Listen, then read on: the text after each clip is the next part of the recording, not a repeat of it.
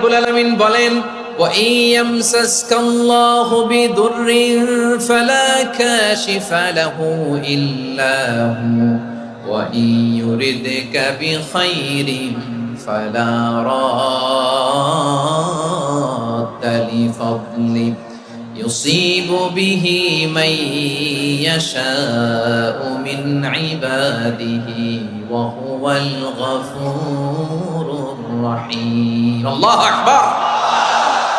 আল্লাহ বললেন ওয়া ইয়ামসাসকাল্লাহু বিদুররিন ফালা কাশিফা লাহু ইল্লা হু। আল্লাহ যদি তোমাকে কোনো বিপদ স্পর্শ করায়, আল্লাহ যদি তোমারে কোনো বিপদে ফেলে দেয়, ওই বিপদ থেকে উদ্ধার করার তিনি ছাড়া আর কেউ নাই। জোরে বলেন ঠিক কিনা?